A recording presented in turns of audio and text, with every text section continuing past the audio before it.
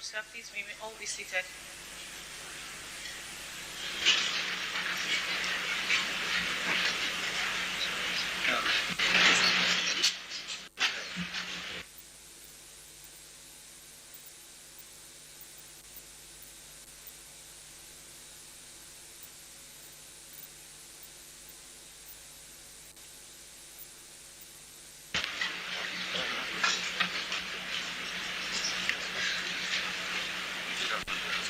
Special guest of honor, the chairman, the chief host and the chief of defense staff, distinguished guests, ladies and gentlemen. Before we proceed, sir, may I humbly request that we listen to the safety brief of this venue as it is customary. Thank you very much.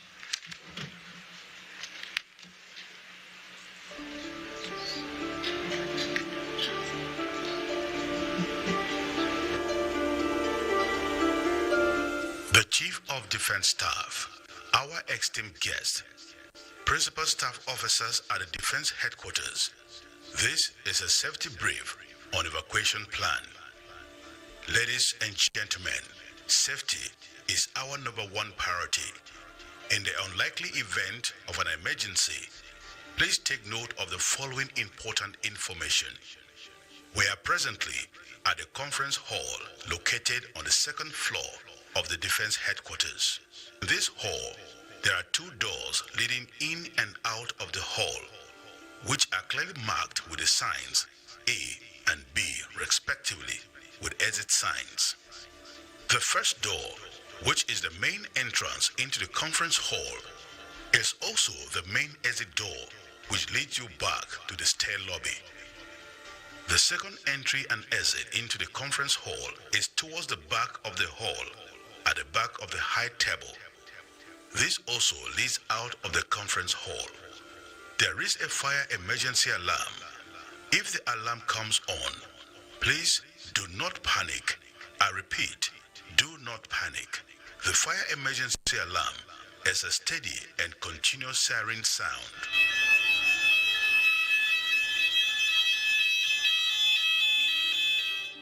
When this alarm comes on, the Chief of Defense and those on the high table should walk briskly to door B to exit the building through the exit staircase to the designated muster point. Those on the lower platform should walk briskly to exit the conference hall through the exit door A. Door A directly leads into a stair lobby, which directly leads to a ground floor to exit the building. In case of an emergency, please do not use the lift. The muster points are directly in front of entrance A, B, and C of the Defense Headquarters building. Remain there and await further instructions. No fire drill or alarm test is scheduled at this time of the day. Should there be any or both of these 2 alarms, it should be treated as a real emergency. Please remember to evacuate the building in the event of an emergency following the evacuation plan. Should you forget any items, please do not go back into the building. Your safety is our priority. Thank you for your attention and please remain safe.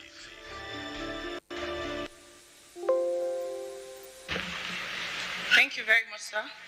In addition to the safety brief, permit me to state that there are 3 conveniences in this hall.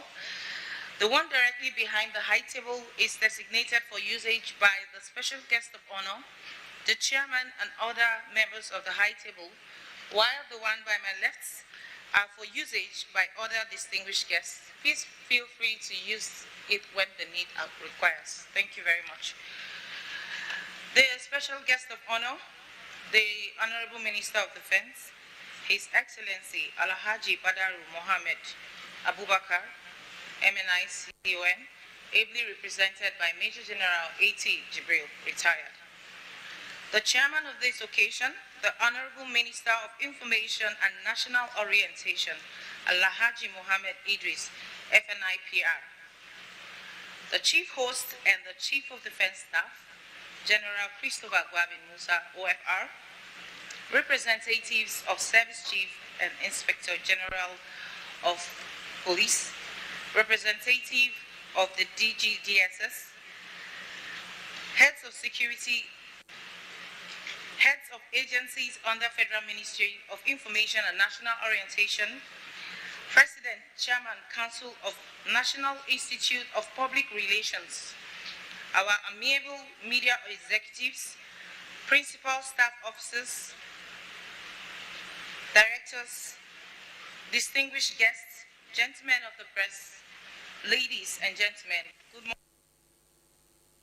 from the Directorate of Defense Information, and on behalf of the Chief of Defense Staff, I welcome you to the main conference hall venue for the Chief of Defense Staff and Service Chief Pali with media executives and 2 years of people-centric leadership of the Armed Forces of Nigeria. Distinguished guests, esteemed colleagues, and honored invited guests, we gather today to commemorate a significant milestone, the second anniversary of Service Chiefs led by our amiable Chief of Defense Staff, General Christopher Gwabin Musa, OFR. The occasion provides us with an opportunity to reflect on the progress made, challenges overcome, and lessons learned over the past 2 years. You recall that this is not the first time, as the maiden edition happened last year during the period under review. We also had the opportunity to review our scorecard, assess our strategic direction, and chart the way forward. Once again, on behalf of the Chief of Defense Staff, I welcome you to the media party. Before we begin, permit me to run you through the program of events. We will begin with a welcome address by the Director of Defense Information. This will be followed by a media operational brief and a documentary on unsung heroes. Next, we will have remarks from the Chief of Defense Staff and the Chief Host. Following that, the Honorable Minister of Information and National Orientation, who chaired these proceedings, will offer his remarks. Then the heads of security agencies and chiefs of service chiefs will deliver briefs. After the briefs, we will proceed with an interactive session. The special guest of honor will then deliver his keynote address. There will be presentation of plaques and souvenirs, followed by group photograph. And finally, we will conclude with our goodbyes. On this note, it is now time for the welcome address. Permit me to invite the Director of Defense Information, Brigadier General Tuku Koso, for the welcome address. The Director, sir.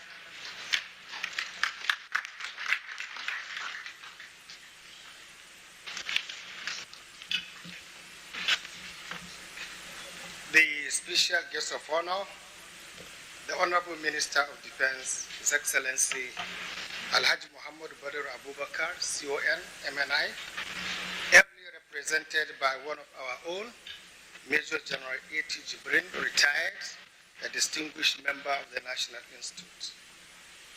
The chairman of the occasion, the Honorable Minister of Information and National Orientation, Alhaji Muhammad Idris, fellow Nigerian Institute of Public Relations, Kakakin Nufe, now Kakakin Nigeria.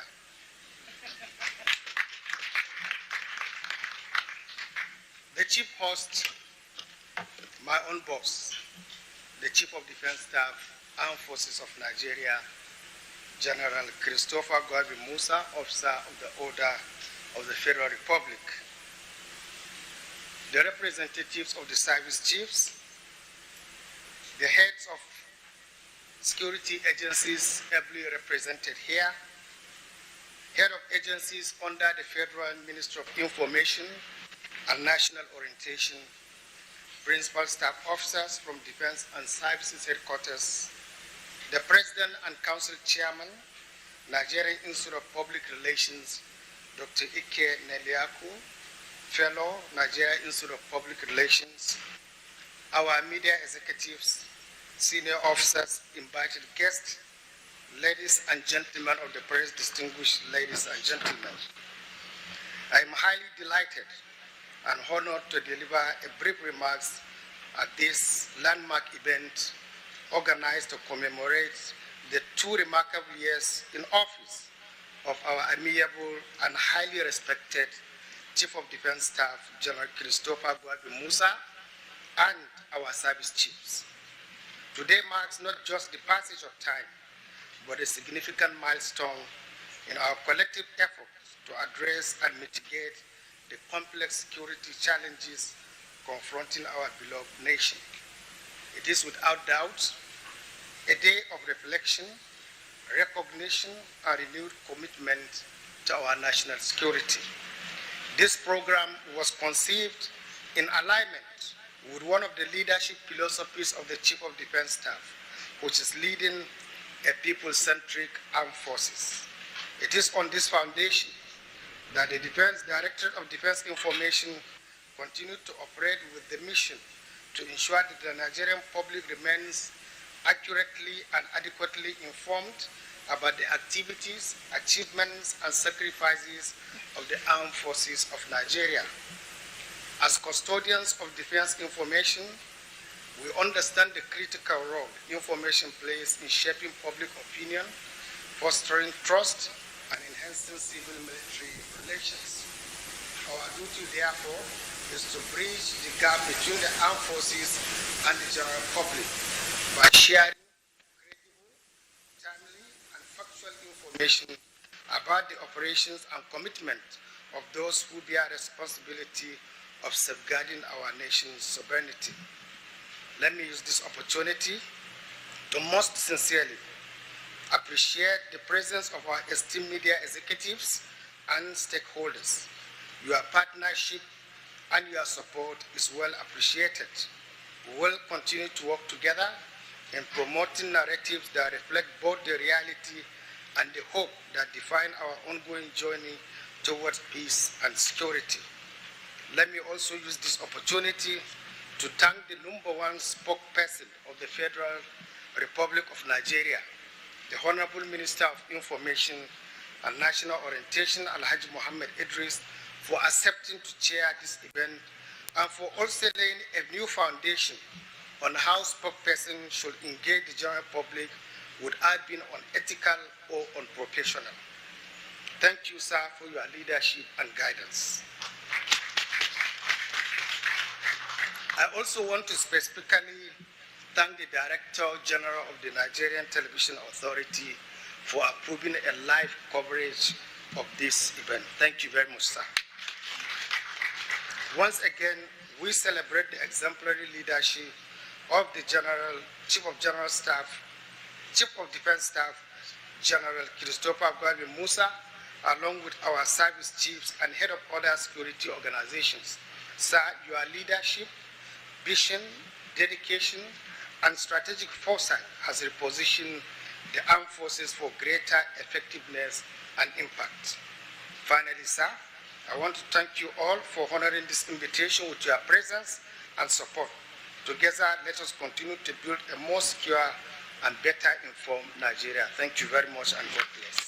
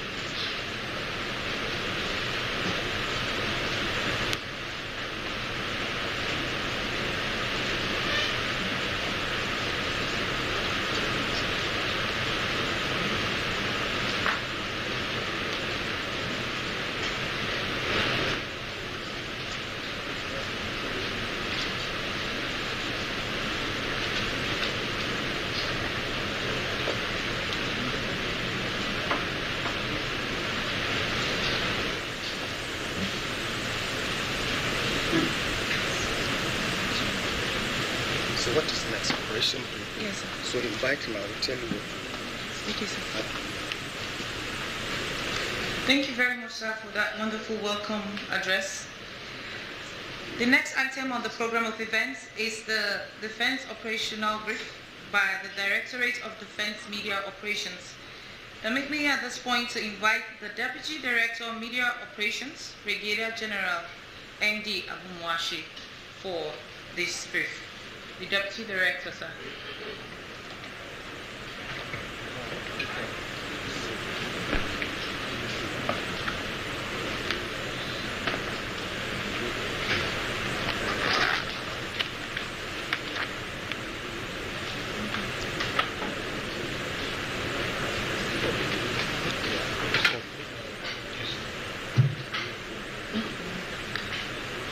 The special guest of honor, sir, the Honorable Minister of Defense, ably represented, the chairman of the occasion, the Honorable Minister of Information, the Chief of Defense Staff, please permit me to rest on the already established protocol. As earlier mentioned, I'm Brigadier General MD Abumashi, the Deputy Director of Defense Media Operations. I'm standing in for the Director of Defense Media Operations, Major General MG Kange, who is presently for the Combat Support Arms Training Week holding in Kano. I'm to give highlights on the ongoing military operations by the armed forces across the country from 29th May 2023 to 29th May 2025. Notwithstanding the current security challenges in the country, a lot has been achieved in the last 2 years. The summary of operational activities of the military within the period under review are as follows. The total number of terrorists killed is 6,260, while those terrorists arrested are 14,148. The total kidnapped victims rescued are 5,365. Total assorted arms and ammunition recovered are 6,672 weapons, 777 rounds recovered respectively. While in the Niger Delta region, troops curbed the stealing of natural resources, a recovery worth 83,114,541,921 naira only. Please permit me to give a brief highlight of the achievements made by the various military operations being conducted across the country. Starting with Joint Task Force Northeast Operation Hadinkai. The total number of Boko Haram terrorists and ISWAP terrorists killed are 1,246, while the Boko Haram and ISWAP arrested are 2,467. The civilians rescued are 1,920, while the arms and ammunition recovered are 982 weapons and 41,153 rounds respectively. Next is Joint Task Force Northwest Operation Fansanyama. In the last 2 years, the number of bandits killed are 1,374. The bandits arrested are 2,160, while the civilians rescued are 3,288. The arms and ammunition recovered are 947 weapons and 25,802 rounds, respectively. A look at Joint Task Force North Central Operation Safe Haven. Within the period under review, the number of violent extremists killed is 323, while the violent extremists arrested are 3,850. The civilians rescued are 1,300, while the arms and ammunition recovered are 1,149 weapons and 8,588 rounds, respectively. Now to Joint Task Force North Central Operation Wide Stroke. That's in Benue State, covering Benue, Taraba, and Nasarawa states. In the last 2 years, The number of violent extremists killed are 407, while the violent extremists arrested are 7,153. The civilians rescued are 1,510, while the arms and ammunition recovered are 1,065 weapons, 19,709 rounds, respectively. Next is Joint Task Force South-South Operation Delta Safe. The number of violent criminals killed are 103, while those arrested are 2,760. The civilians rescued are 266, while the arms and ammunition recovered are 393 weapons, 5,837 rounds, respectively. Now to Joint Task Force Southeast Operation Udoka. In the last 2 years, the number of terrorists killed are 240, while those arrested are 1,677. The civilians rescued are 294, while the arms and ammunition recovered are 683 weapons and 21,371 rounds, respectively. Finally, down to Joint Task Force Southwest Operation Awase. Within the period under review, the violent criminals killed are 8, while those arrested are 1,763, while the civilians rescued are 89, and the arms and ammunition recovered are 103 weapons and 177,904 rounds, respectively. The armed forces remain committed to denying terrorists, insurgents, bandits, and other criminal elements freedom of action in the country.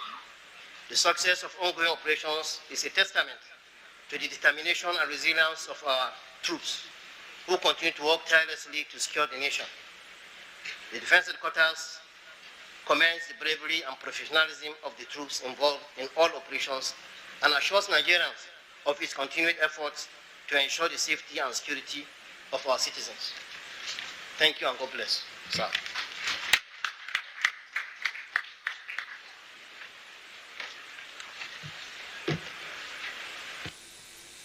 Thank you very much, sir. We just listening to the media operational brief. The next item on the program of event is a special documentary titled The Unsung Heroes. This is in dedication to our soldiers of the Armed Forces of Nigeria, whose courage and sacrifices and dedication will not go unnoticed. Please enjoy. Thank you very much.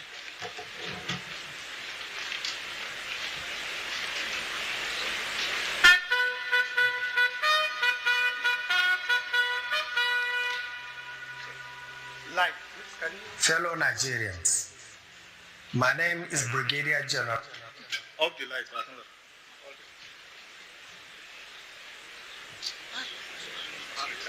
You know, why is the light now?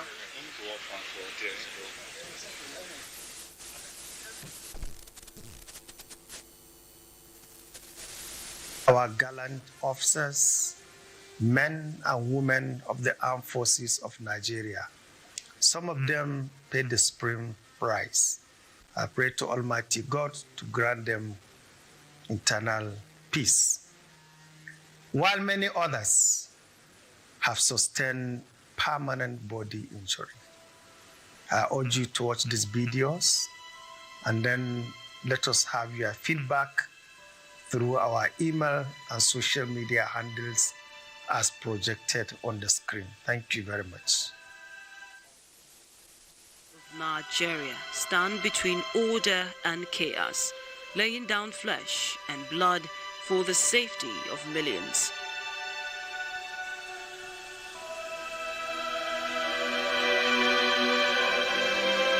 From Sambisa to Shiroro and to the deep forests of Anambra, they have fought with courage beyond recognition and paid a price few will fully ever grasp. In one explosion, Major General MSA Aliu lost a comrade and the use of his legs, a flight lieutenant grounded from the skies, and one soldier shot by a sniper through the mouth. speaks again only because of a painstaking reconstruction. Another still carries 2 bullets inside him, silent reminders of a war still unfinished. One of Nigeria's finest combat officers, Major General MSA Aliyu, retired, was among the first to penetrate deep into the Sambisa forest. His resolve against terror shaped key victories in the northeast. But in 2016, while serving as General Officer commanding 3 Division in Jos, an explosion changed his path.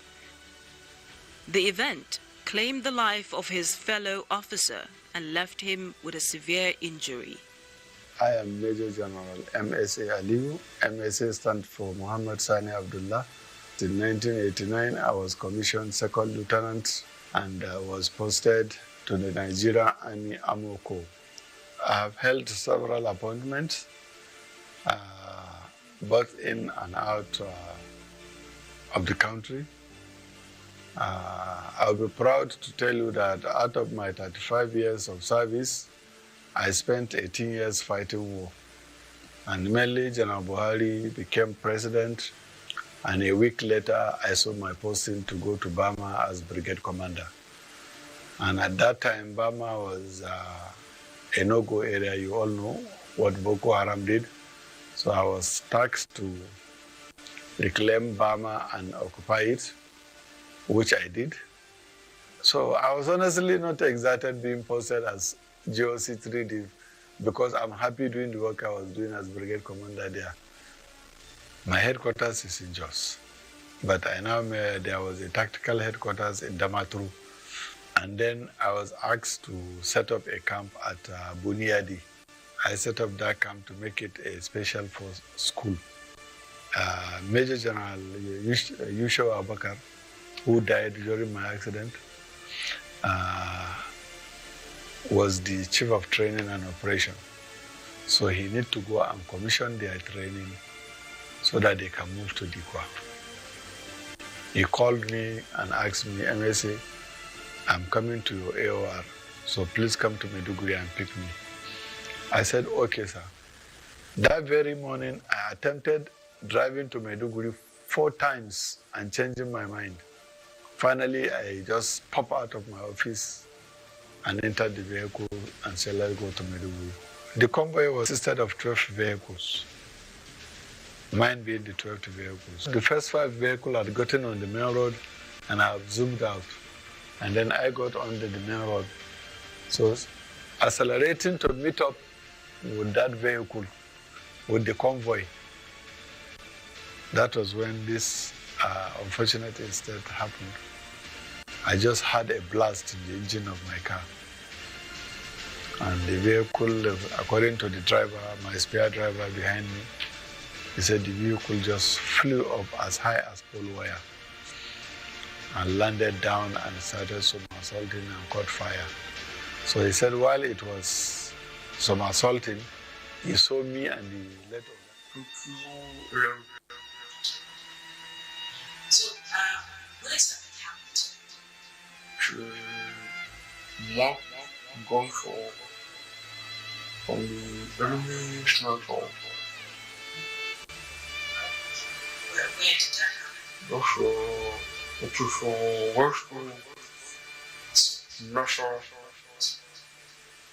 So,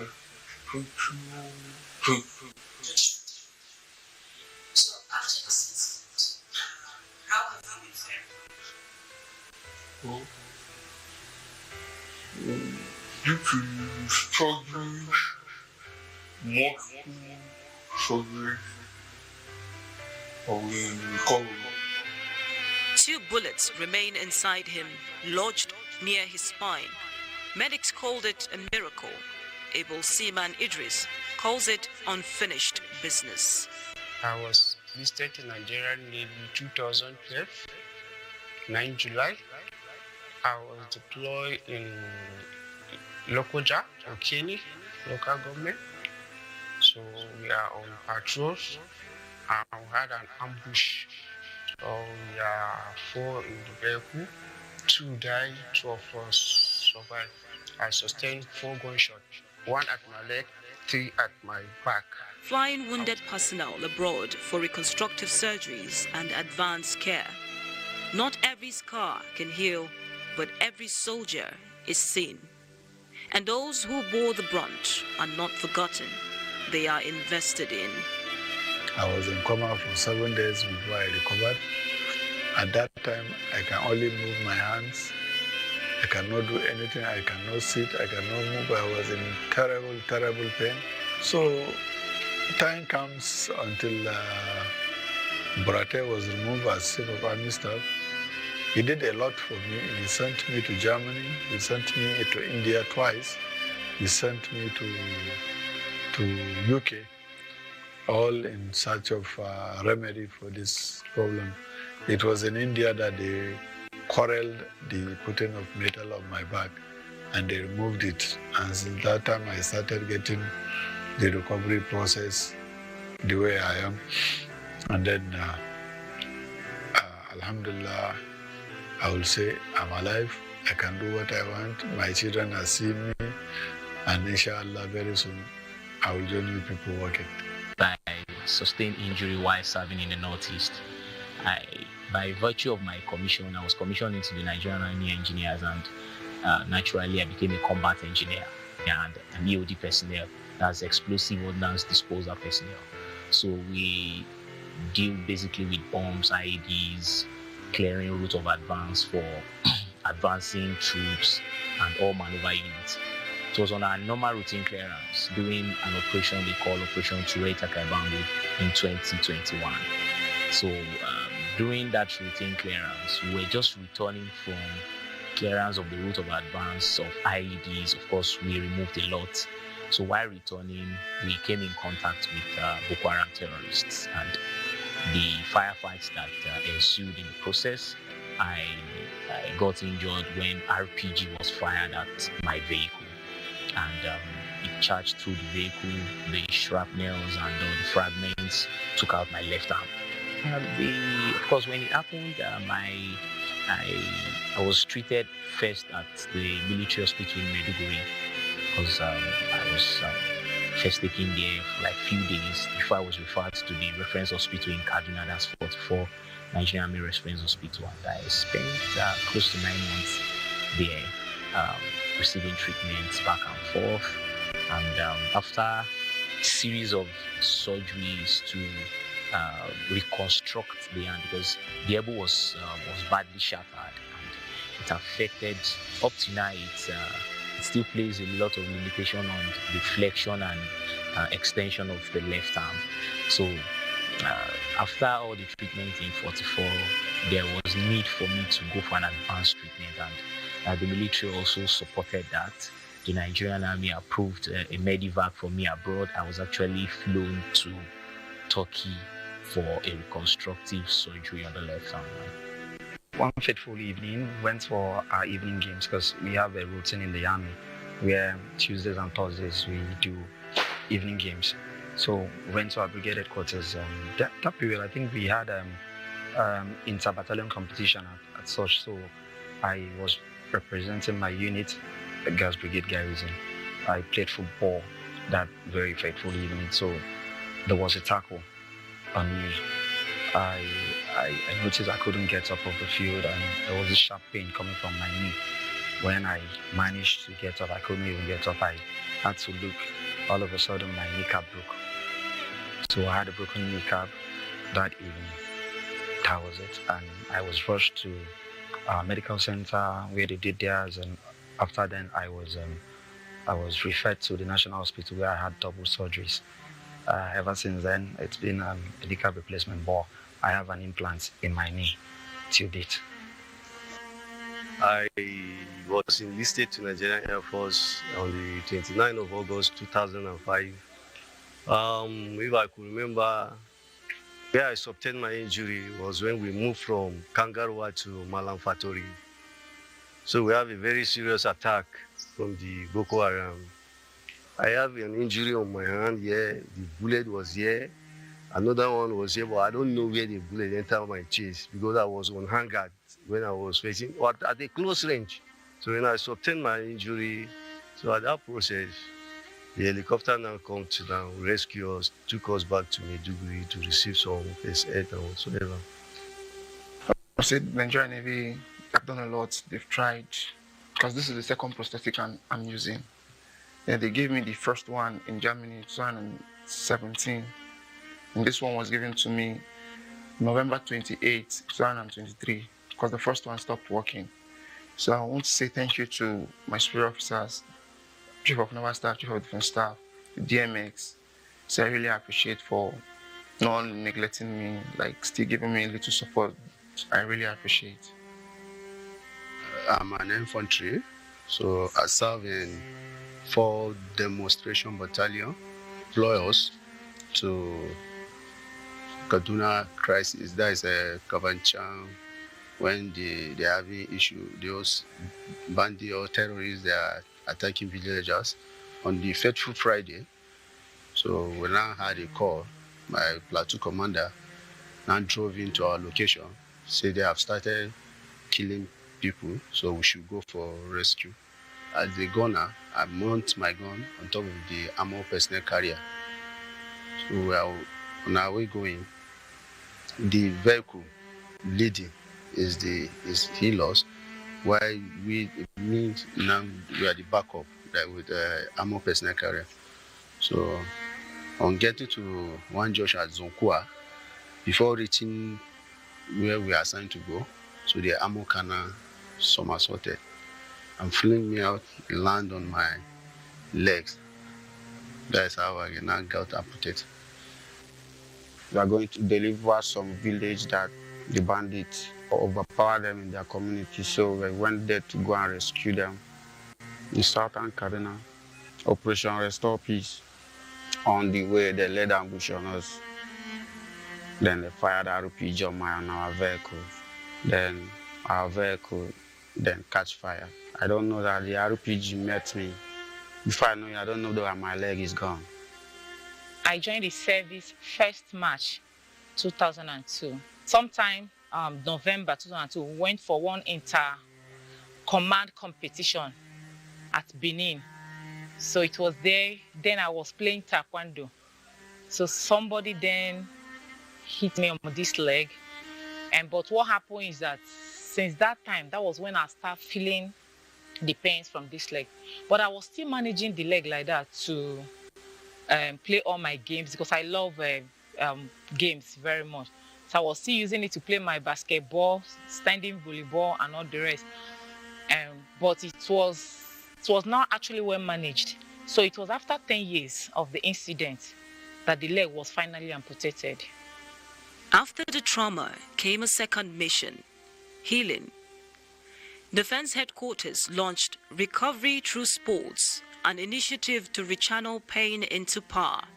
In 2024, these gallant warriors competed not as victims, but as victors at the African Military Invictus Games in Abuja. I am a beneficiary of the initiative of the current military administration under the leadership of the Chief of Defense Staff, that's General C.G. Musa, who deemed it fit to incorporate the welfare of not only the actively serving men, but also the welfare of the wounded in action personnel into his program.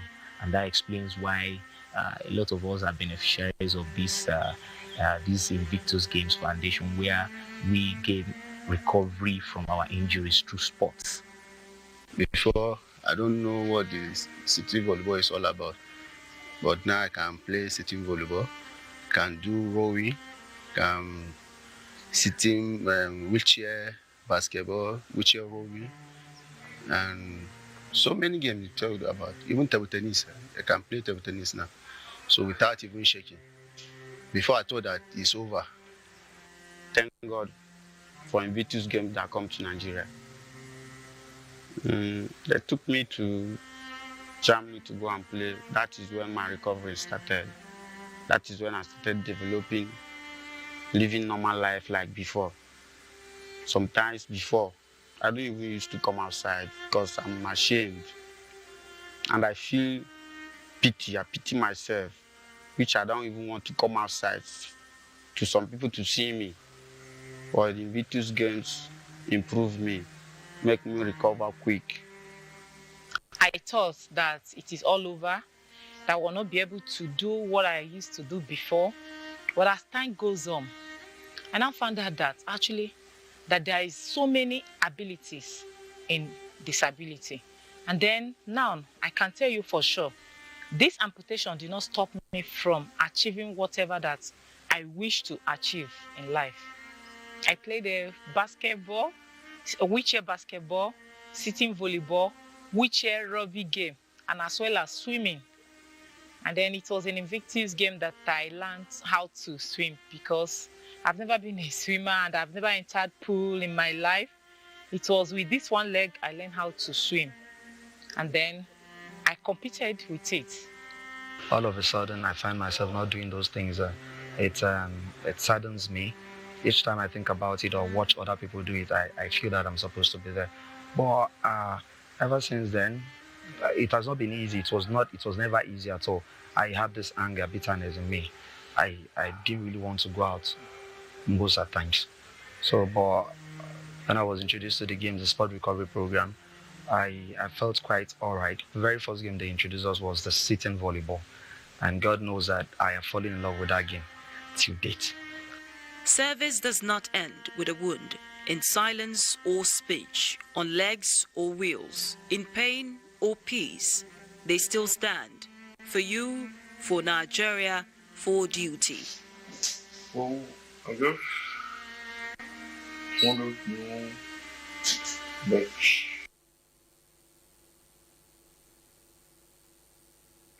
every way you can, with words of encouragement, prayers. Of course, there might be some reasons where some people have reservations against the military, but what the military stands for is the security of the nation, and that is our primary goal. Nigerians can support the military or the fight against insurgency by giving information at the right time. Appreciation poured in for the Chief of Defense Staff, General C.G. Musa, OFR. They raised their salute, not for medals, but for his unwavering commitment to their healing. I thank him so much, because if he's not there, who is going to be there to support us? But I thank him for taking me to Germany. The armed forces have been of very good help to us.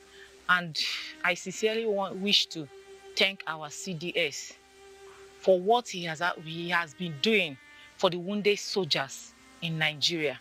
It is very, very awesome. Also, I forget to thank my CAS, that is the Chief of Air Staff as well. You know, he has been taking care of us as well. Well, I really want to say a very big thank you to the Chief of Defense Staff, General C.G. Musa. He has taken the wounded soldiers to be his top priority. Anything that has to do with wounded soldiers, he doesn't joke with it. The welfare, the well-being of our well-being, he takes it to be his number one priority. So I really want to appreciate him for his good, wonderful work and his support. For the man with bullets still lodged in his body, for the one whose voice was stolen by a sniper's bullet, but whose spirit still rolls, for all who have lost something on the battlefield, but found something greater in recovery, though they came from different regiments, different mission, and different moments in battle, but they share a common prize. Some lost a limb, others lost both. Each bears the scars of sacrifice, etched not only in flesh, but in memory. For many, it was a return, not to war, but to purpose. They may have left the front lines, but they remained soldiers, strong, steady, unbroken.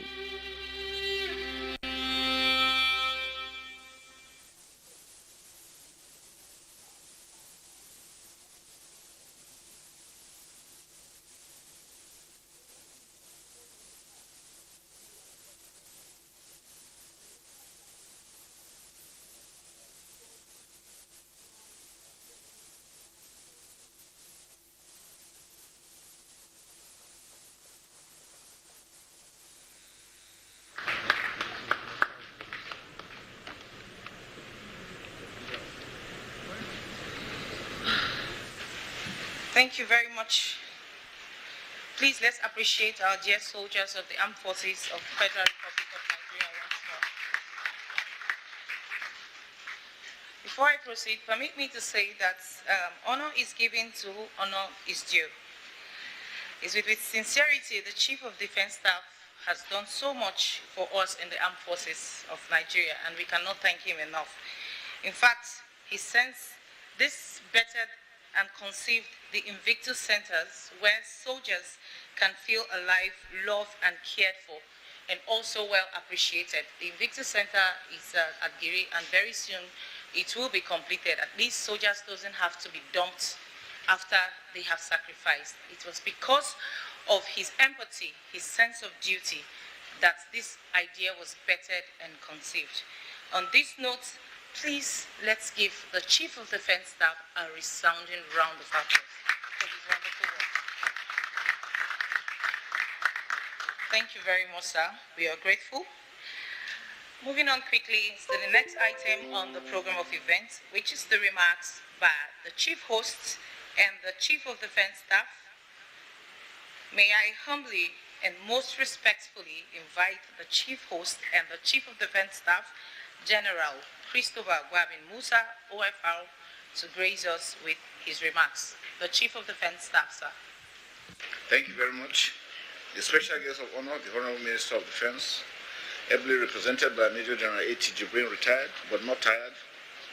Our chairman of this occasion, the Honorable Minister of Information and National Orientation, Alhaji Mohammed Idris, FNIPR, our representative of the service chiefs, representative of ministries, departments and agencies, principal staff officers of defense and service headquarters, our amiable media executives, directors, distinguished guests, members of the press, ladies and gentlemen, it is indeed my honor and cherished privilege on behalf of the officers and men and women of the Armed Forces of Nigeria to sincerely welcome all our esteemed guests to this important occasion, which is the Chief of Defense Staff expanded chat with media executives, including the service chiefs. We are particularly delighted to host this interactive session here at the Defense Headquarters as part of our ongoing efforts to strengthen understanding, build public trust, and deepen transparency between the military, the media, and the Nigerian people. Let me begin by appreciating everyone present today, especially the Honorable Minister of Defense, the Honorable Minister of Information and National Orientation, the service chiefs, heads of security agencies, media executives, and press organizations, serving and retired officers, as well as members of the Nigerian public. I'm well aware of the many demands on your time, and I thank you most sincerely for finding it worthy to honor our invitation. Your presence here speaks volumes about your commitment to national security, peace, progress, and unity. At this juncture, permit me to express the heartfelt condolences of the Armed Forces of Nigeria to the families and communities affected by recent violent spate of attacks. We especially grieve with the nation over the tragic losses in Yelwata, Benue State, and other affected areas in both the southern and northern regions of our country. These senseless acts of violence against fellow citizens weigh heavily on our hearts. As always, we remain fully committed to ensuring that justice is served and that peace and stability are restored to all corners of Nigeria.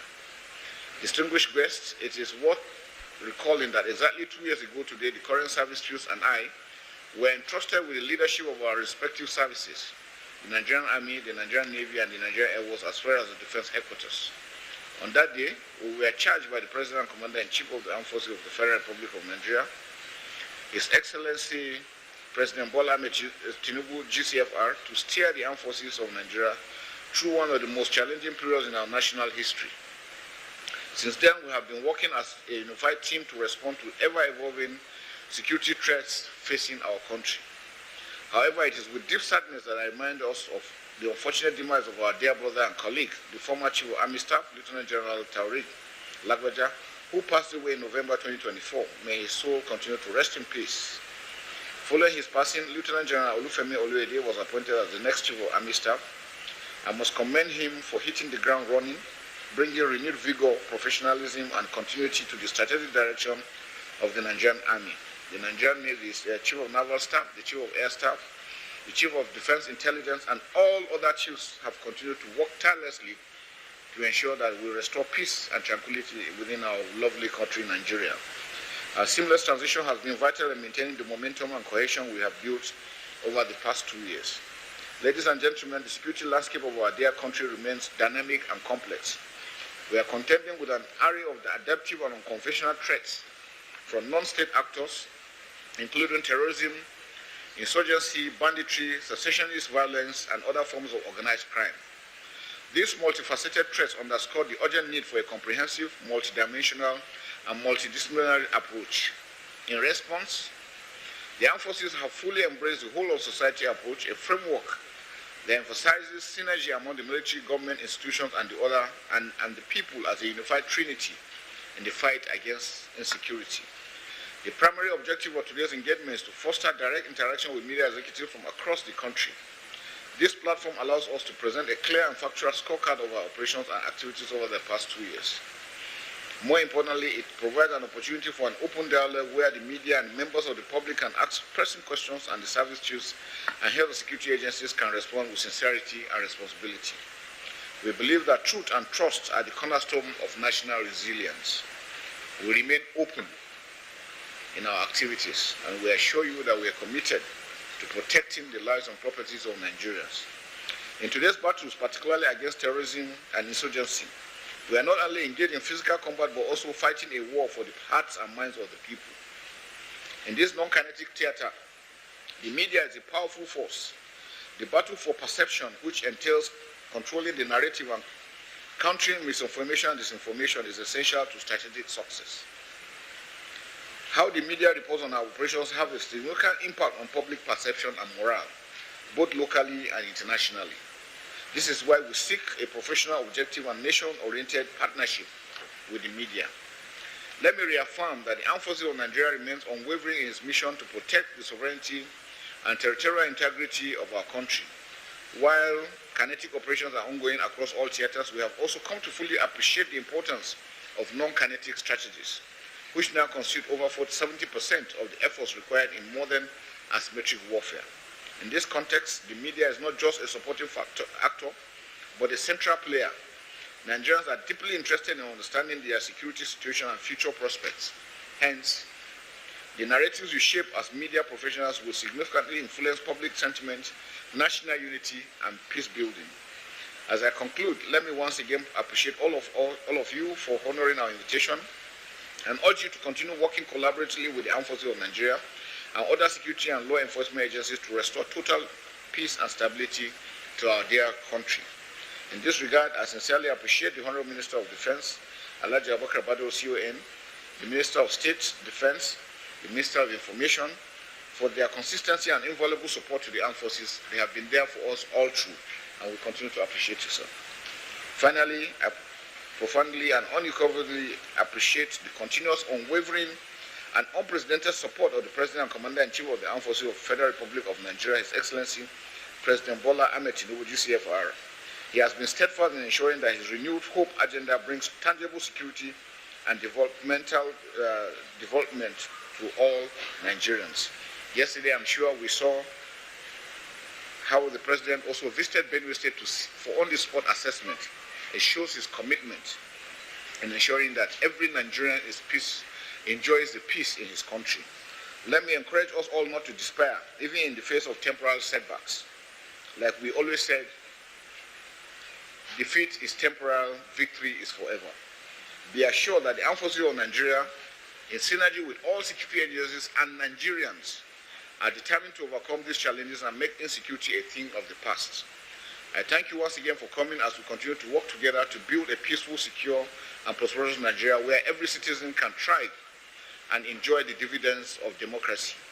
I'm sure the short clips we saw has shown us the sacrifices that people have been making that most times people don't really realize.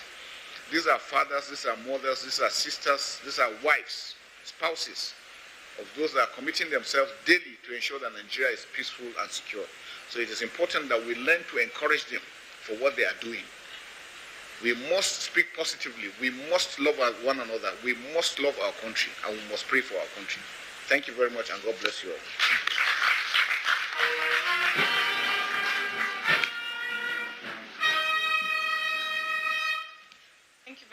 Staff, please may I humbly request that we give the Chief of Defense Staff another resounding round of applause for that wonderful remarks.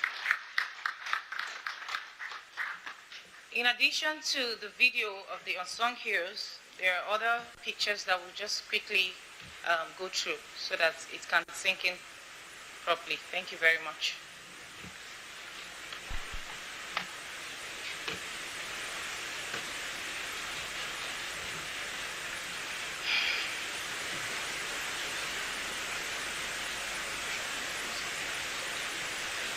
Remember, I stated how caring the Chief of Defense Staff is. It is not about showing for the public or for the media. It is not the publicity stunts. It is his person, and that is how it is. Even if he doesn't want to be, he can't even help it. He has a lot of empathy and sense of duty.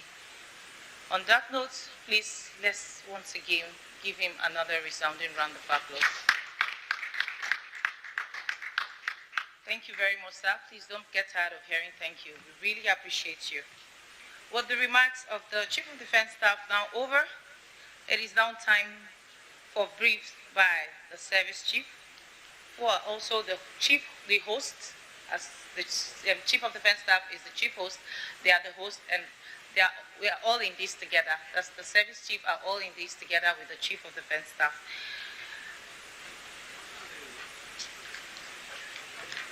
The brief will be starting with the Chief of Air Staff, Air Marshal H.P. Abubakar, ably represented by the Director of Coordination, Nigerian Air Force Headquarters, Air Vice Marshal E.K. Kapkwet. The Director, sir.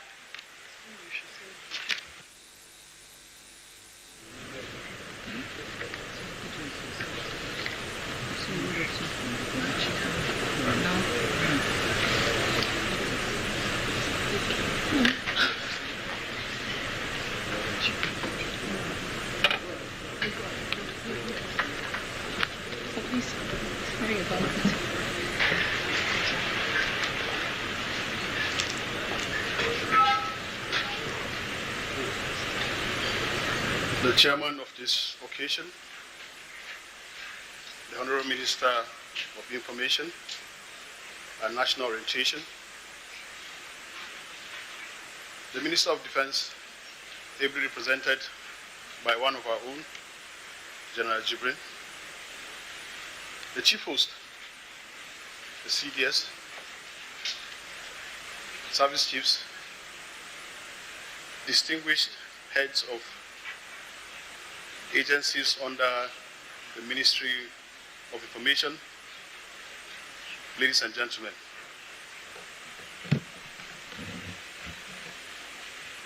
I am standing here on behalf of the Chief of the Air Staff, who is unavoidably absent, and he has directed that I read a prepared speech to you all for you to have an understanding of some of the achievements that the Nigerian Air Force, alongside other agencies, have made, especially in the last 2 years.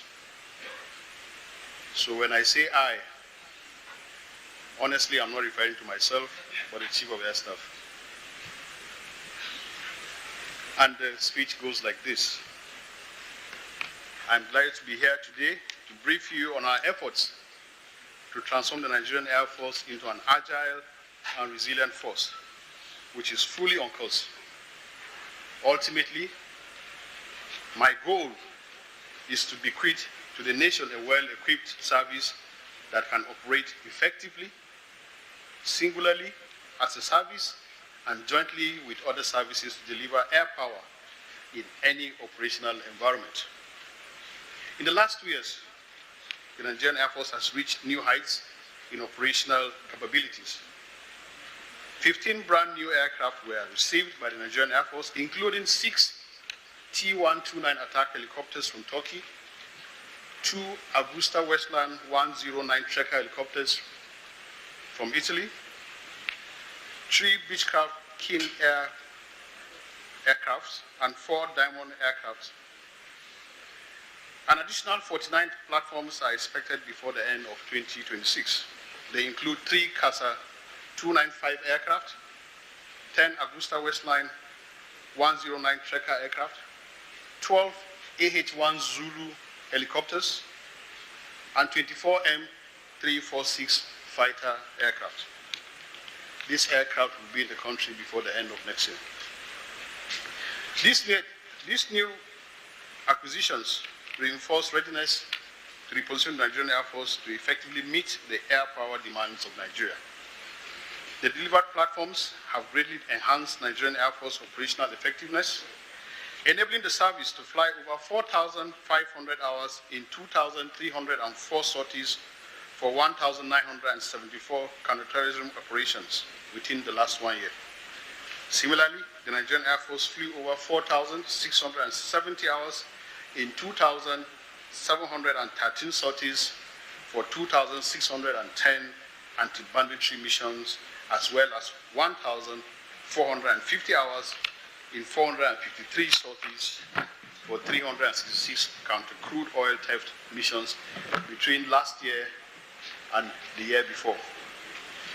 Between January to May this year, the Nigerian Air Force has already flown over 832 hours in 469 sorties for counterterrorism operations, 2,000 hours in 919 sorties for anti-banditry missions, as well as 751 hours in 340 sorties for counter-crude oil theft operations.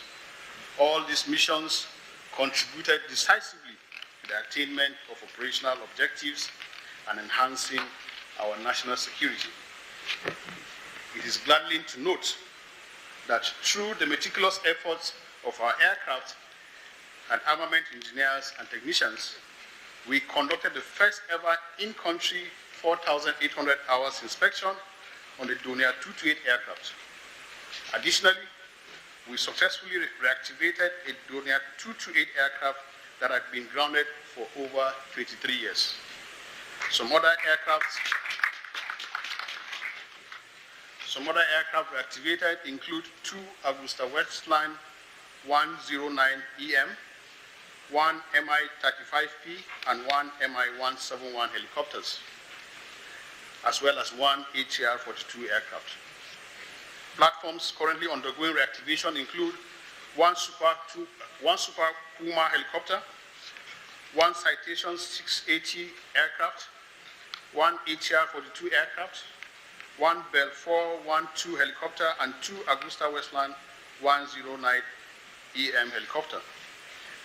Through Nigerian Air Force maintenance efforts, we have achieved an average serviceability status of about 72% in the last 2 years, enabling the Nigerian Air Force to sustain its operations and contribute effectively to the enhancement of Nigeria's national security. Our air operations have neutralized several high-value targets, dismantled logistics networks, and restored hope to communities plagued by insurgency. From June 2023 to date, over 3,496 terrorists were neutralized, while 775 structures, logistics, and 218 combat vehicles were destroyed by the air components of Operation Hadinkai in the northeast. Furthermore, the air components of Operation Fansayama have conducted several independent and joint operations to restore peace within their areas of responsibility in the northwest. In October last year, to date, over 2,154 terrorists have been neutralized, while 669 structures and about 271 motorbikes were destroyed by the air component of Operation Fansayama. In Operation Delta Safe, the kinetic and non-kinetic employment of air power has had significant positive impact on our economy. As a result of our renewed onslaught through the projection of air power, I am happy to report that Nigeria's production of crude oil and condensates have improved significantly from the levels in 2023. Yet, where challenges occurred, the Nigerian Air Force did not shy away, taking full responsibilities for mishaps and committing to continuous improvement to operational safety and civilian harm mitigation.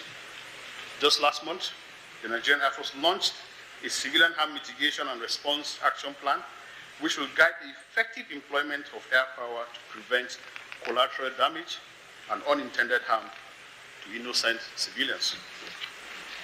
Beyond the front lines, the welfare of our personnel remains a top priority. Over 482 infrastructure projects were initiated across Nigerian Air Force bases, with 30% focused on accommodation. This has reduced the housing deficit in Nigerian Air Force by 25%, with a target of 50% by the middle of this year.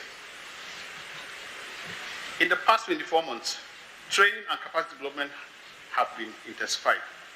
Thousands of officers and men have been trained locally and abroad. Within the last 1 year alone, over 565 personnel completed foreign courses comprising 177 flying courses and 455 ground training courses. Meanwhile, new simulators and immersive learning technologies have also been deployed, preparing the Nigerian Air Force for future warfare. Let me briefly talk about some challenges impeding our efforts in the employment of air power for enhanced national security. Funding is obviously an issue, especially given the current economic realities. Also, at present, all geopolitical zones in the country have one or more joint military and multi-agency operations ongoing. Hence, the Nigerian Air Force has had to frequently redeploy, re-roll, and reassign its limited air assets to conduct a wide range of air operations and missions across vast geographical areas in the country.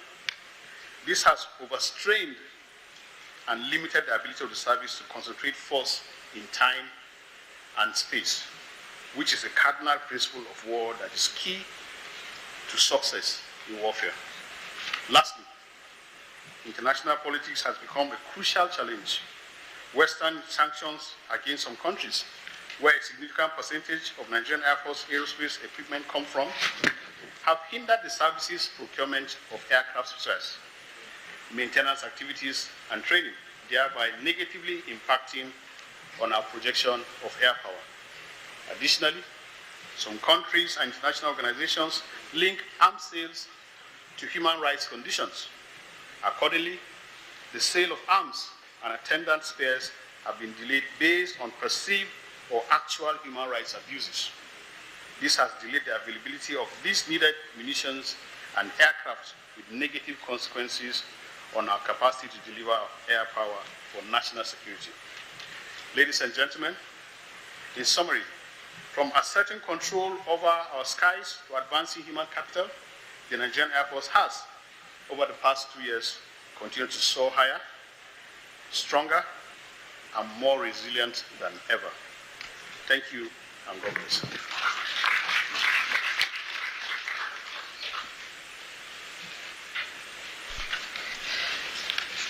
Thank you very much, sir. That was just listening to a 5-minute brief from the Nigerian Air Force, delivered by the representative of the Chief of Air Staff. The next is a 5-minute brief by the Chief of Naval Staff, Vice Admiral E.I. Ogala, ably represented by Rear Admiral O.O. Shoyemi, the Director of Operations, Nigerian Navy Headquarters. The Director, sir.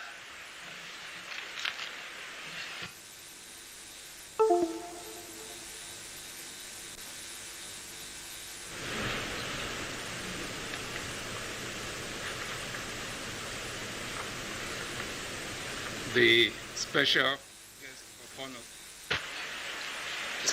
of honor, sir, the chairman of the occasion, our chief host, the chief of the defense staff, distinguished invited guests, ladies and gentlemen. On behalf of the chief of the naval staff, my brief will be in 2 parts. I'll be looking at Nigerian Navy operational responses from June 2023 till date, and thereafter I'll consider future initiatives. The Nigerian Navy's operational responses in the last 2 years have been in the form of anti-piracy and sea robbery operations, anti-oil theft operations, anti-smuggling operations, and joint operations. Others include asset recapitalization, establishment of new bases, hydrographic operations, regional and international cooperation, as well as regional and international collaboration. Starting with anti-piracy and anti-sea robbery operations.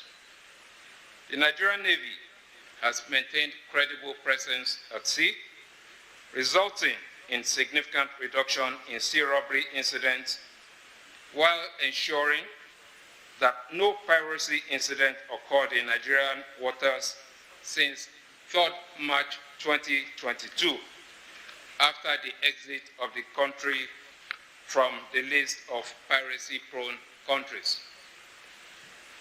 For anti-oil theft operations, the Nigerian Navy has been in the forefront of operations to curb oil theft through Operation Delta Sanity. Initially launched in January 2024, rejigged on 30 December 2024 with the integration of area surveillance and improved intelligence to achieve better results. This has led to arrest of 76 vessels and 242 suspects, while over 808 illegal refining sites with 2,411 dugout pits and 5,421 storage facilities deactivated. Additionally, several items used in perpetrating oil theft-related crimes were seized, such as speedboats, as well as arms and ammunition, amongst others. Furthermore, oil thieves were denied about 27.3 million liters of crude oil, 4.1 million liters of illegally refined AGO, 117,525 liters of DPK, and 369,155 liters of PMS. At current market rates, this amounts to about 29.5 billion naira denied oil thieves since the commencement of the operation.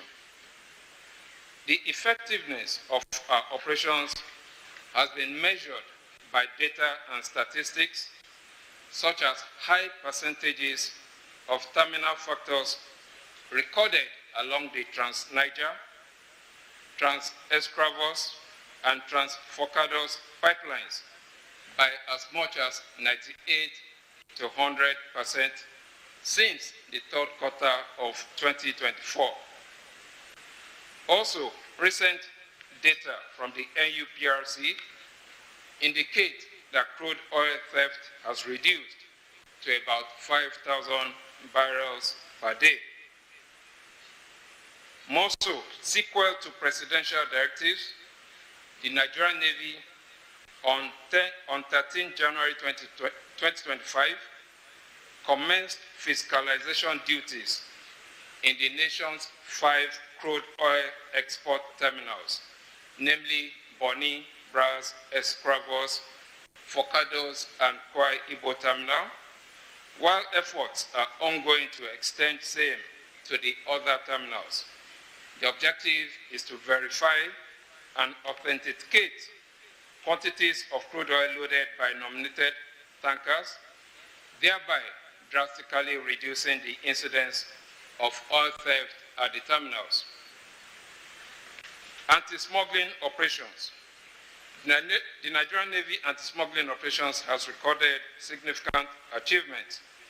Specifically, petroleum products and 4,610 bags of foreign parboiled rice as well as 1,467 bags of cannabis sativa and other psychoactive substances smuggled in wooden boats worth over 5 billion naira were intercepted in the last 2 years.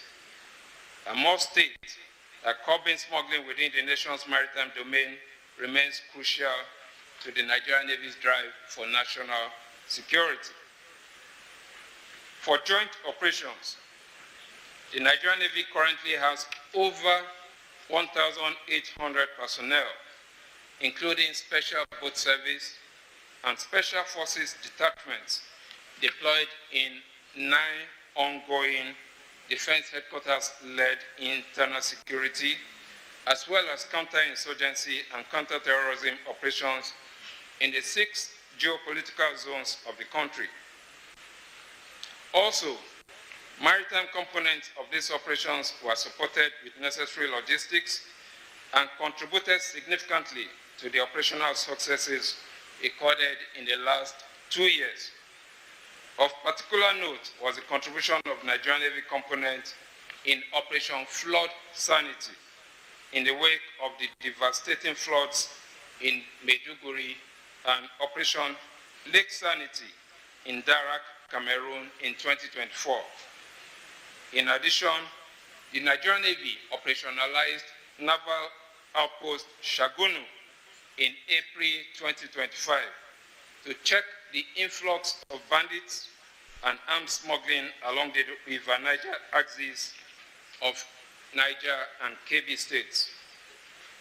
In terms of asset recapitalization, in recognition of the need to continually boost the Nigerian Navy's operational capacity towards enhancing effectiveness in the accomplishment of its mandate, the Nigerian Navy has in the last 2 years acquired several maritime assets.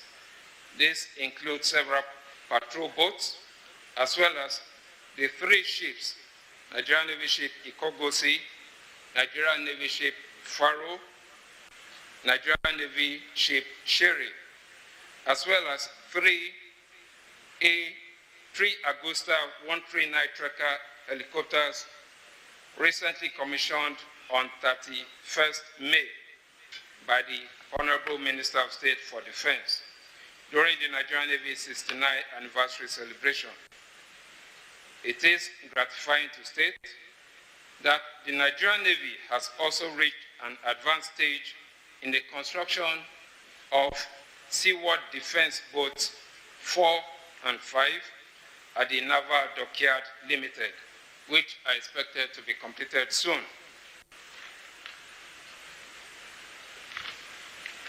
Establishment of new bases. The ever-changing and challenging operational environment, coupled with the need for expanded operations, necessitated the establishment of new bases to effectively address contemporary threats.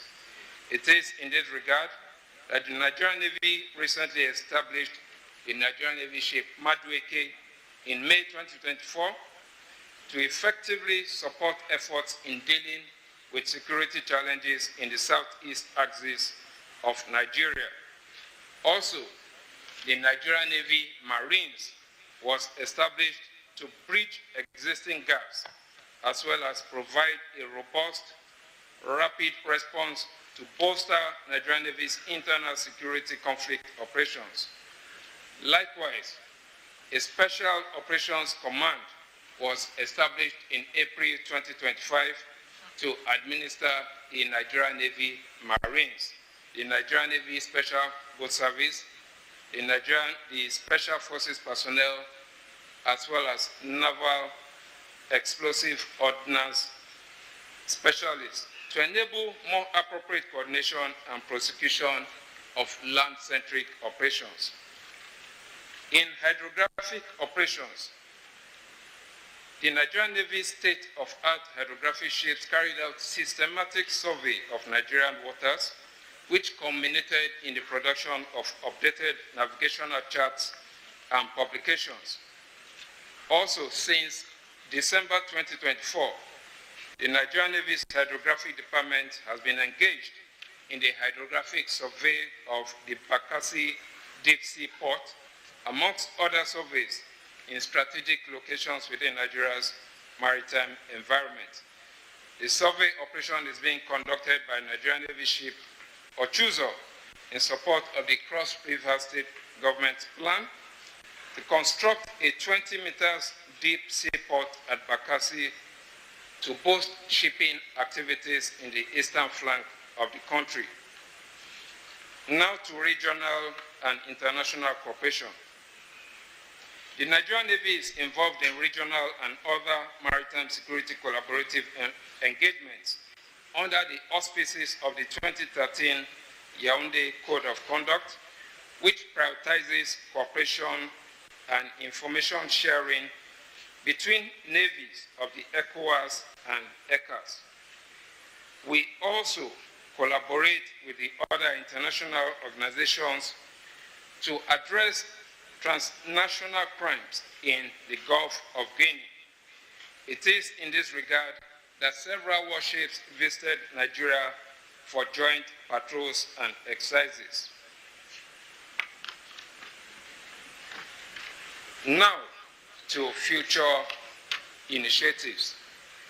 The Nigerian Navy future initiatives include acquisition of combat helicopters and strategic military drones to bolster our air arm, as well as acquisition of frigates, offshore patrol vessels, fast patrol boats, tugboats, patrol crafts for improved operational efficiency.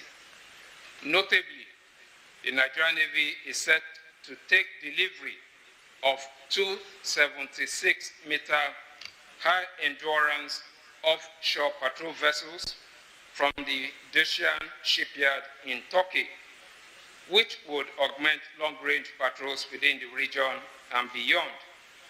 Equally, we plan to deploy 20 additional houseboats to enhance the choke point security architecture for monitoring internal waterways in the Niger Delta region. These acquisitions will significantly enhance the Nigerian Navy's capacity to conduct extensive maritime security operations.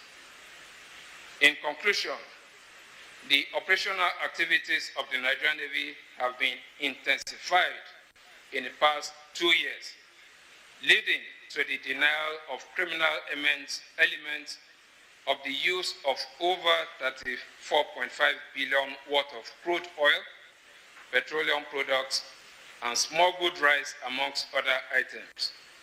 Nonetheless, the Nigerian Navy is poised to increase this achievement in the future. This would, however, require increased funding for the Nigerian Navy in order to sustain the operational successes, infrastructural development, fleet recapitalization, and capacity building initiatives. Thank you for listening.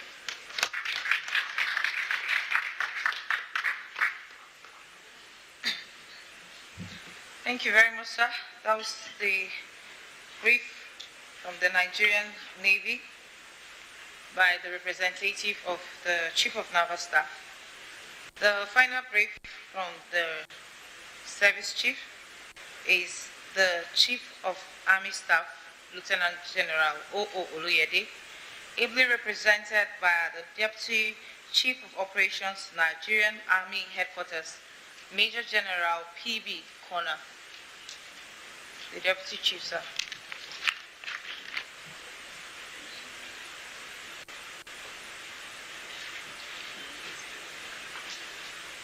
Is it on? All right, thank you. The special guest of honor, sir, the Honorable Minister of Defense, represented this morning by Major General A.T. Jibrin, retired, the chairman of the occasion, the Honorable Minister of Information, Elijah Mohammed Idris, MNI, our leader and our boss, the Chief of Defense Staff, representative of other service chiefs, principal staff officers, other distinguished guests, ladies and gentlemen. I represent the Chief of Army Staff, who is still in Makodi, carrying out a rejig and reinvigoration of operations in that area following the incident of Friday night, Saturday morning. The Nigerian Army, as the land force, operating under the leadership and guidance of the Chief of Army Staff, has, in the last 2 years, carried out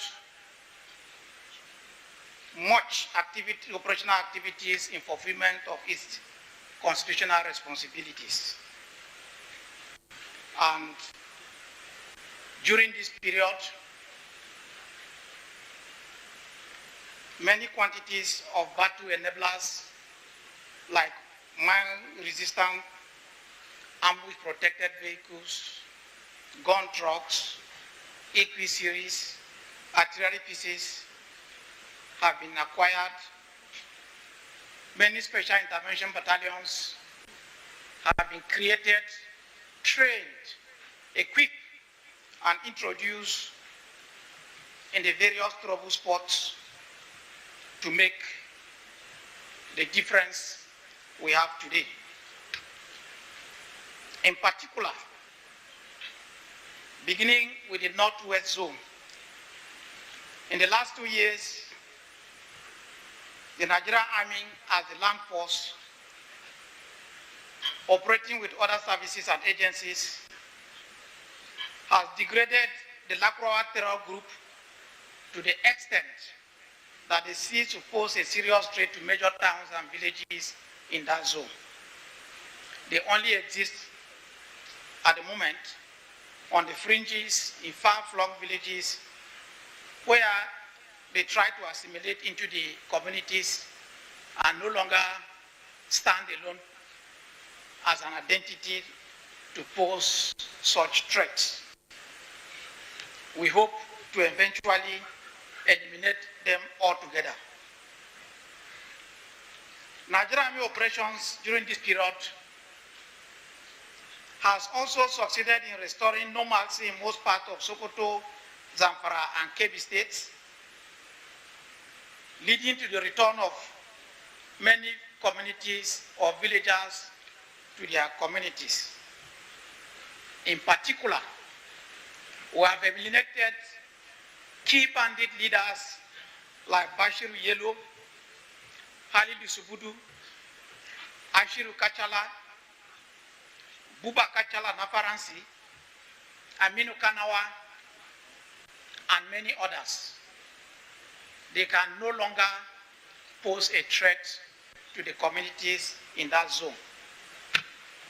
Other bandit leaders, sensing imminent defeat, people like Umar Black, Abu Rada, Daba Musa, Abdullah Lankai, have quietly gone to surrender.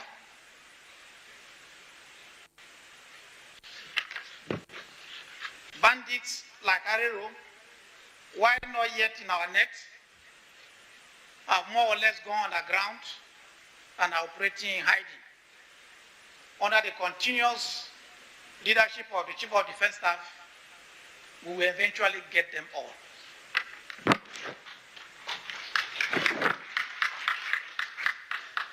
In the North-East zone, over the last 2 years, kinetic operations have eliminated Boko Haram ISWAP activities in states in the zone like Bauchi and Gombe, as well as most part of northern Borno. We have canalized them to mostly parts of, not parts of northern Adamawa.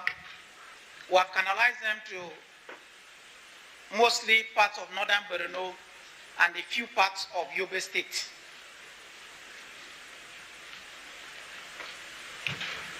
Many communities in places like Kukawa, IDPs have been able to return to their communities.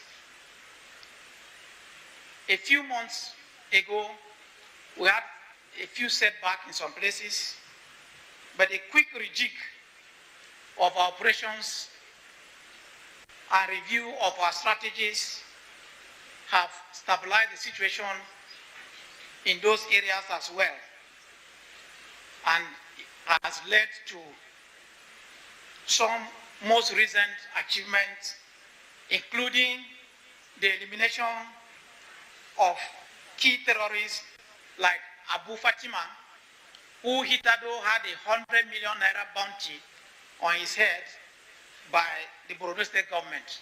We eliminated him last month.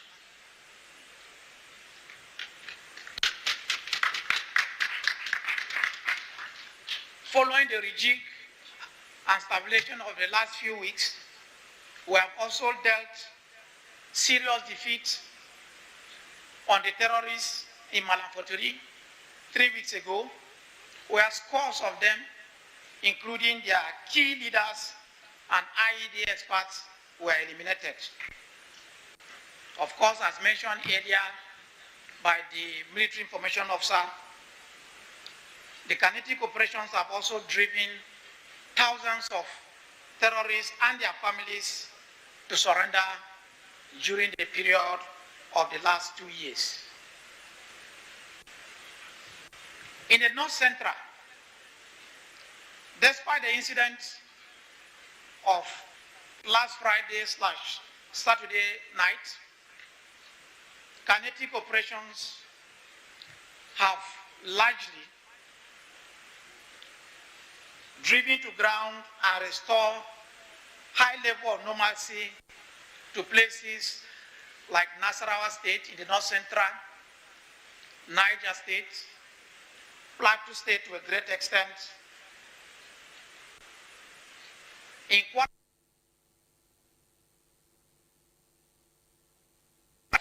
Kaema and the Imaros. I think the only black spot in the North Central region was the incident of a few days ago, and with following that incident and the actions that are taking place now, eventually, most parts of the North Central will also become like the kind of normalcy we have in Kwara State and other parts of the North Central. In the South-South zone, kinetic operations against oil thieves in the last 2 years has led to the rise of crude oil production from about 1.3 million to about 1.8 million barrels per day. Militants, cultists, and kidnappers in the zone have been degraded so much that there is a high level of normalcy in the entire South-South zone. In Edo State, intervention of additional ground forces and establishment of several additional forward operating bases has caught the incursion of the IPOB ESN that was beginning to enter that area, as well as the headers attackers in the state. In the South-South zone, kinetic operations have equally degraded the IPOB ESN activities. We have removed them from existing camps at Moda Valley and other forests. Economic activities and major markets at Aba, Odicha, and other places have returned to operating at normal rate. We have also eliminated key IPOB ESN commanders such that most of activities now of the IPOB and co remain on media pronouncements. On the whole, and with the continuous guidance, leadership of the Chief of Defense Staff, we will continue to fulfill our constitutional responsibilities and by and large, eventually eliminate the threat posed in the various geopolitical zones as I've mentioned earlier. Thank you very much.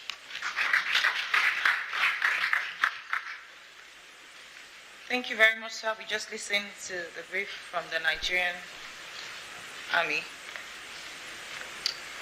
The next item on the program of events is the remarks by the chairman of this occasion, the Honorable Minister of Information and National Orientation. May I at this point humbly and most respectfully invite the Minister of Information and National Orientation, Alhaji Mohammed Idris, FNIPR, to deliver his remarks. Sir, please, before the remarks, want 1 minute so that we can move the mic. Thank you very much, sir.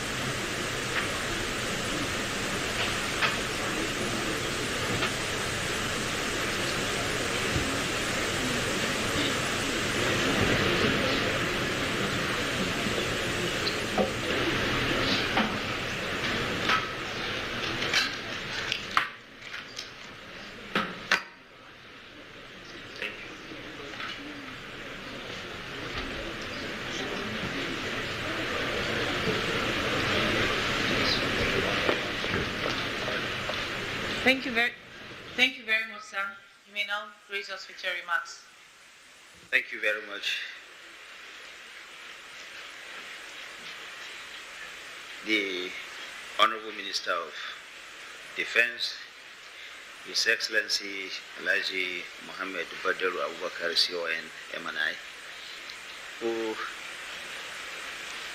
is ably represented by Major General A.T. Jibrin. The Chief Host, my friend, my brother, General Christopher Musa, Chief of Defense Staff, thank you for the work you do, and thank you also for acknowledging the fact that the media is indeed very important in this fight against insurgents and other criminal elements. We have seen a new resurgence of the interest shown by the Nigerian military in ensuring that they need not just to fight in the war front, but also ensure that Nigerians who this work is meant for are actually being kept in the know. Thank you for that.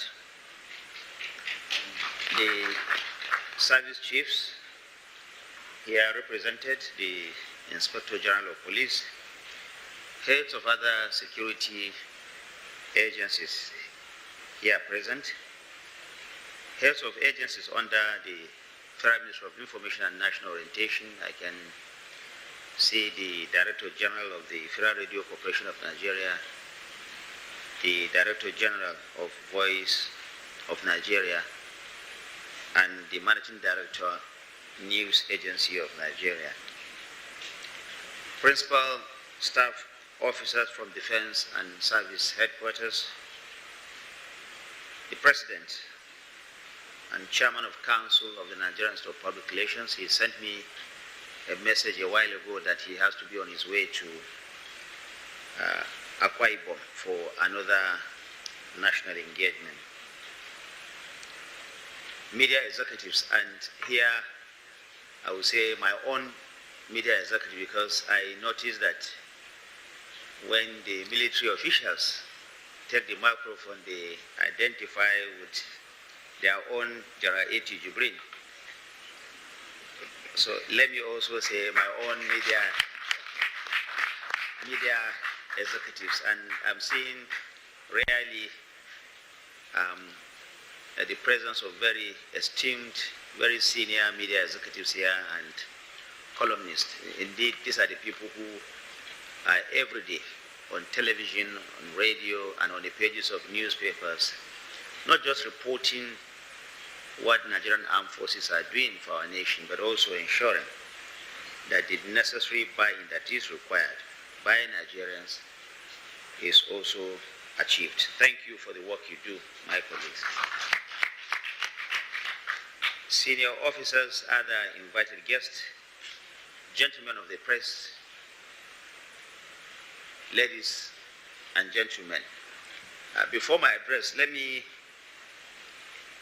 just say, General Christopher Musa, that I rarely, for the minutes that the video clips you showed us were playing, I honestly was becoming almost emotional.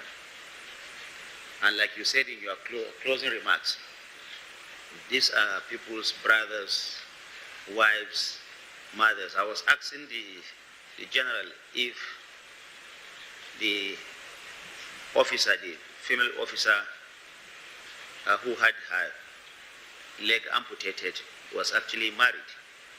And he said, yes, she's married with children. So you can imagine what the children of that woman will be feeling. But what is instructive is the hope, the enthusiasm, and the show of commitment that we are seeing from these officers who have been injured. Not one of them has given us any reason to despair, to think that the fight against insurgency is not worthwhile for our dear country. I really wish to, on behalf of all Nigerians, really thank our men and women, or gallant men and women in uniform and other security agencies for the work that they do. And this leads me to the point that I always make, that for my colleagues in the media, it is very important that you note what these people are doing. It is essential that you take side with them, because they are doing so much and sacrificing their lives, losing part of their physical bodies, so that you and I can sit and even have this meeting ongoing. It is, for me personally, not encouraging when I see, and I always say it, when I see the Nigerian media prioritizing the news of these terrorists and criminal elements over and above what our men and women in uniform are doing. They are working for Nigeria. They are fighting for you. You cannot side with the enemy. It is important that all of us recognize that they are working, sacrificing their lives, so that all of us can have a peaceful, united and prosperous Nigeria. It is not useful when our front pages, we are ceding our front pages to these criminal elements. Let's take them off our screens. Let's take them off our front pages. Let's remove them from the headlines of our radio stations. They don't deserve it. They should be treated. They should be treated for what they are. They are the enemies of this country, and we must treat them as such. It is an honor and a duty for me to be here today at this official engagement between the Military High Command and the leadership of the Nigerian media and other stakeholders. This event marks not only 2 years of service by the current service chiefs, but also 2 years of strategic recalibration in the security architecture of our great nation. I've said it over and over that we have seen a renewed vigor. Yes, we are not there yet. Yes, it is still work in progress, but we have seen a renewed vigor. We have seen a renewed commitment. We have also seen a new cohesion and unity within all the parts of our armed forces to ensure that we win this war. We want to especially commend the CDS and other service chiefs for making sure that all of them come together so that they can win this war. Let me also convey the commendation of President Bola Ahmed Tinubu to our service chiefs for their unshakable commitment, discipline, and patriotism in the discharge of their duties. The nation remains deeply grateful for your sacrifices, which frequently go above and beyond the call of duty. The President's Renewed Hope agenda is anchored on 8 strategic pillars, with strengthening national security for peace and prosperity occupying a central position. This emphasis is deliberate, as peace and security form the cornerstone of national development and economic stability. 2 years ago, when these officers were appointed, Nigeria faced a complex matrix of security challenges. Insecurity in the northeast, banditry in the northwest, farmer-herder conflicts in the north central, secessionist agitations in the southeast, oil theft and piracy in the south-south, and other forms of criminality in parts of the southwest. Indeed, the armed forces were stretched on all fronts at that time. Yet, under the strategic leadership of the Chief of Defense Staff and the service chiefs, we have witnessed not just a containment of these threats, but a visible reclaiming of our national space physically, psychologically, and operationally. Nigerians can now attest with confidence that our highways are significantly more secure than they were a few years ago. Today, we gather to highlight the milestones from the successful degradation of the Boko Haram and ISWAP cells, in the northeast especially, to the decisive operations against bandit enclaves in the northwest and north central. From improved naval patrols that have drastically cut down crude oil theft and the destruction of illegal refineries, to the relentless air interdictions that have disrupted the logistics and mobility of criminal elements. The scorecard is not only impressive, it is reassuring. That is why this engagement is very crucial. The media, as the fourth estate of the rim, must be a strategic partner in nation building. You are not just chroniclers of events, you are co-creators of national consciousness. When you report on security issues, you are not only informing the public, you are boosting the morale of our citizens and the Nigerian armed forces on the front lines. Since assuming duty, we have noted, the Chief of Defense Staff, how you have adopted a culture of openness and strategic communication. The meeting we are having today is a clear indication of that. This expanded engagement, therefore, is a further demonstration of that commitment to transparency, to collaboration, and to trust. I urge you to continue to deepen that in the interest of our nation. Ladies and gentlemen, as Minister of Information and National Orientation, I've always insisted that security reporting must be responsible, factual, and nation-focused. We must resist, like I said earlier, the temptation to sensationalize or unintentionally serve the agenda of our adversaries. Most often, our media professionals are not aware that this propaganda that these terrorists and criminal elements dish out is actually serving the purpose of those that we are actually fighting as a nation. Let me assure you that the Tinubu administration will continue to support our military, not just with arms and equipment, but with policies that strengthen intelligence gathering, enhance interagency coordination, and promote the welfare of personnel and their families. The media is expected to report not only what has gone wrong, but what is being done right. Highlight the sacrifices of our troops. Tell the story of progress. Balance criticism with context. That is the true calling of responsible journalism. Let me congratulate the Chief of Defense Staff and the service chiefs once again on this milestone.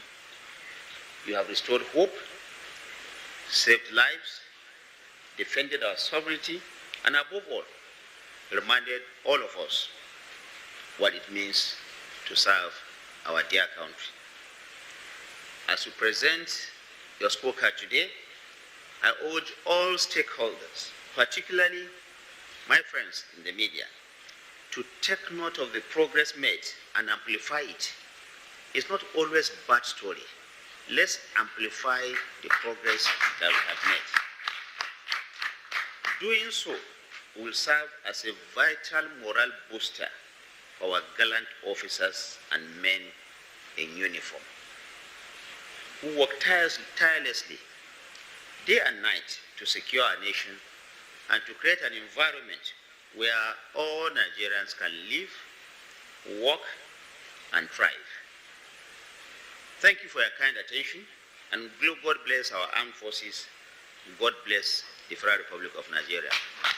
Thank you for the opportunity to address you this morning.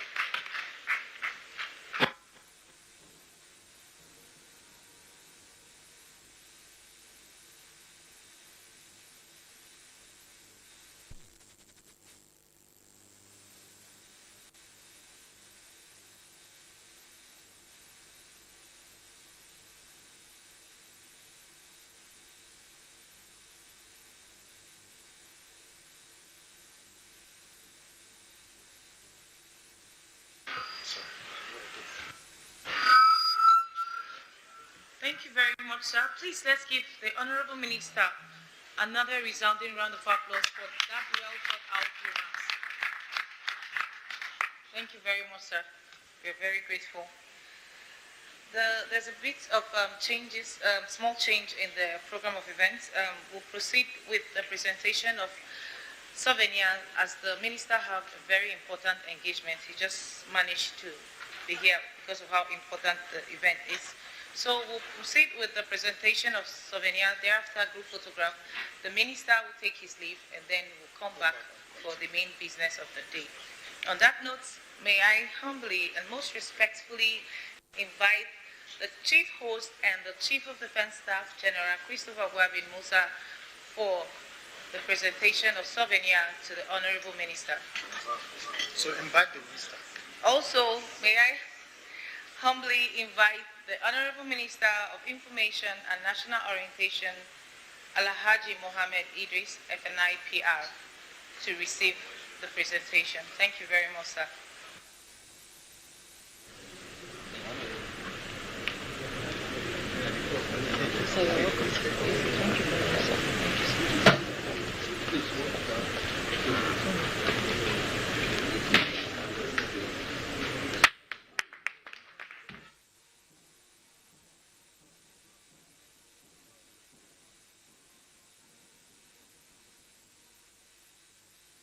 It's now time for group photograph.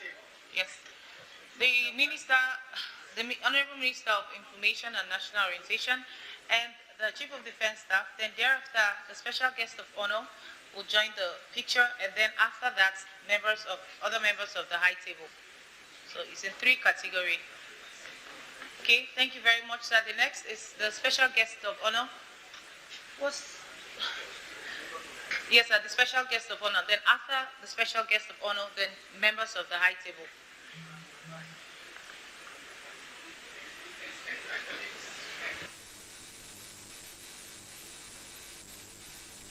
Members of the high table. Please.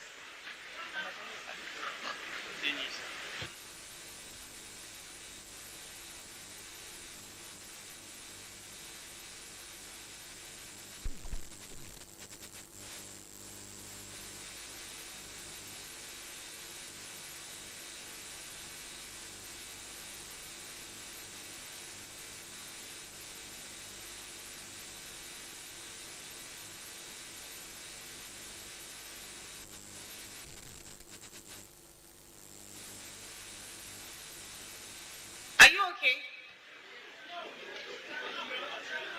Oh.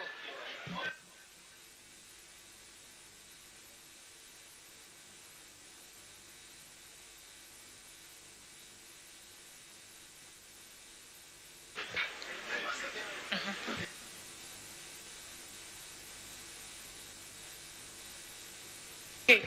Okay, thank you very much. Please, now the media executives.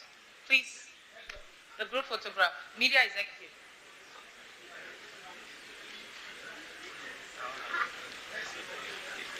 You don't want to run things, sir.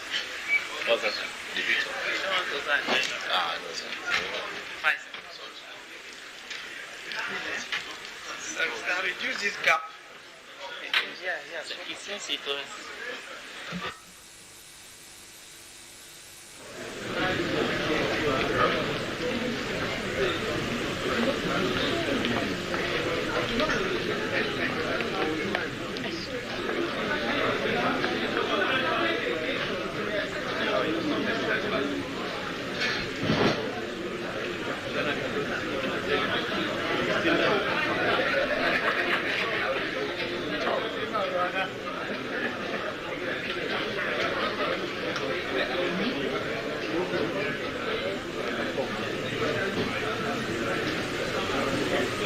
Mohammed. Are you part of that? Now you want to join?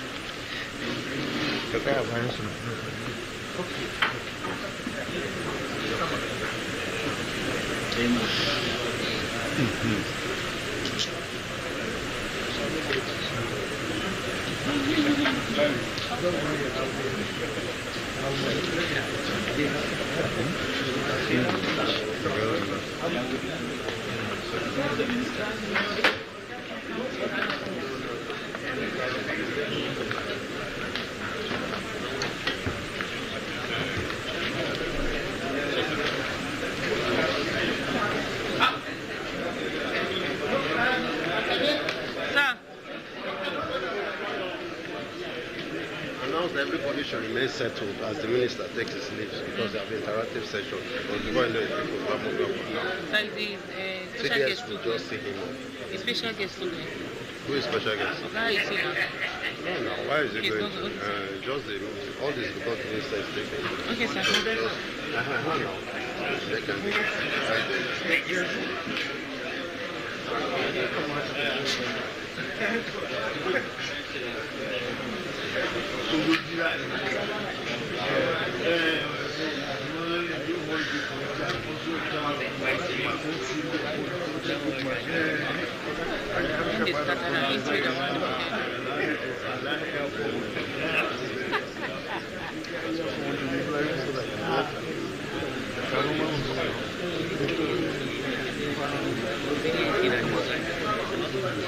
It's only NC and right. I think I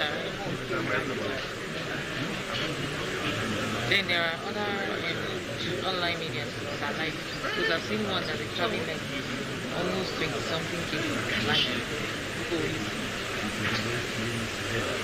Yeah.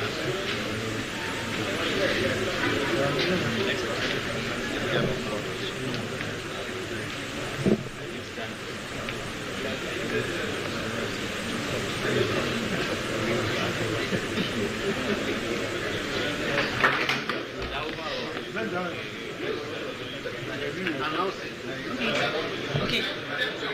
Okay, thank you very much, sir.